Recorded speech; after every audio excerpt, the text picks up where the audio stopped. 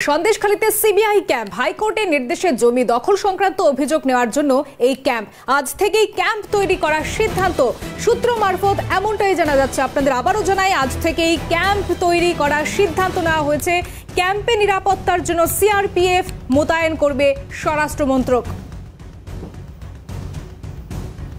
যে ছবি আপনারা দেখতে পাচ্ছেন একেবারে ক্যালকাটা নিউজে এক্সক্লুসিভ ছবি আপনাদের দেখাচ্ছে এই মুহূর্তে। সন্দেশখালী ধামাখালীতে সিবিআই ক্যাম্প এবং সূত্র মারফত খবর, আজ থেকেই এই ক্যাম্প বসানো হয়েছে। ক্যাম্পের নিরাপত্তার জন্য সিআরপিএফ মোতায়েন করবে স্বরাষ্ট্র মন্ত্রক। সেখান থেকে সরাসরি আমাদের সঙ্গে রয়েছে আমাদের প্রতিনিধি রেশমিকে দেখতে পাচ্ছি সেখানে।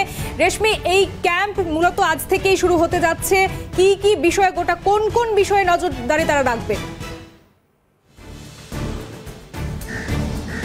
দেখো, এর আগে হাইকোর্টের নির্দেশে সিবিআই এর তরফ থেকে একটি ইমেল আইডি দেওয়া হয়েছিল, যেখানে সন্দেশখালীর মানুষ জমি সংক্রান্ত বিষয়ে অভিযোগ জানাতে পারবে। কিন্তু যেহেতু প্রত্যন্ত অঞ্চলের মানুষ, অনেকের কাছে স্মার্টফোন থাকে না এবং ইমেল সম্পর্কে অনেকেই অবগত নন, ফলত বহু মানুষের সমস্যা হচ্ছিল ইমেল করতে। আর তারপরেই হাইকোর্টের নির্দেশে ইতিমধ্যে সন্দেশখালীতে সিবিআই ক্যাম্প করা হচ্ছে এবং আজ থেকেই সেই ক্যাম্প শুরু হবে। আমার চিত্র সাংবাদিক সঞ্জীবকে একটু দেখাতে বলবো। ধামাখালীতে এই ক্যাম্প করা হচ্ছে এবং ধামাখালীর রাষ্ট্রায়ত্ত ব্যাংকের নিচেই হবে এই ক্যাম্প। প্রসঙ্গত তোমাকে জানিয়ে রাখি, এই ধামাখালী সন্দেশখালী 1 এবং সন্দেশখালী 2 এর সংযোগস্থল। ফলত এখানে যদি ক্যাম্প করা হয়, সন্দেশখালীর বিস্তীর্ণ অঞ্চলের যারা মানুষ রয়েছেন তাদের অভিযোগ জানাতে আসতে সুবিধা হবে, কারণ এখানে কানেক্টিভিটি কিছুটা হলেও ভালো। এখানে বাসের এবং অটোর সুবিধা রয়েছে, পাশাপাশি ফেরির সুবিধাও রয়েছে।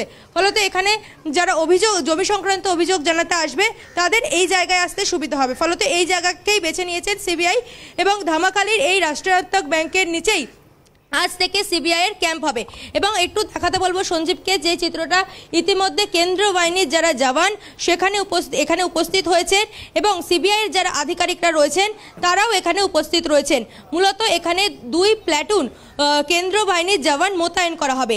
প্রত্যেকটি প্ল্যাটুনে 27 থেকে 40 জন করে কেন্দ্রীয় বাহিনীর জওয়ান থাকবেন এবং এখানে তারা নিরাপত্তার দায়িত্বে থাকবেন। পাশাপাশি যারা সিবিআই এর আধিকারিকরা আছেন তারাও এখানে থাকবেন। প্রতিদিন এই ক্যাম্প খোলা থাকবে এবং যারা জমি সংক্রান্ত একাধিক অভিযোগ রয়েছেন, অর্থাৎ শেখ শাহজাহান এবং তাদের শাগরেদদের বিরুদ্ধে যে জমি দখল করে নেওয়ার অভিযোগ বা জমিতে নোনা জল ঢুকিয়ে দেওয়ার অভিযোগ, সেই অভিযোগ যারা সাধারণ মানুষ রয়েছেন এখানকার, অর্থাৎ অত্যাচারিত নিপীড়িত মানুষ, তারা এখানে এসে সিবিআইয়ের কাছে অভিযোগ জানাতে পারবেন।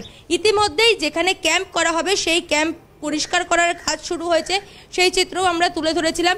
কিছুক্ষণ আগে এই জায়গা পরিষ্কার করা হচ্ছিল এবং ক্যাম্পের জন্য যেই সরঞ্জাম, সেই সরঞ্জামও কিন্তু ইতিমধ্যে কলকাতা থেকে আনা শুরু হয়েছে। বন্যিশিখা, বেশ, আপাতত ধন্যবাদ রেশমি তোমাকে।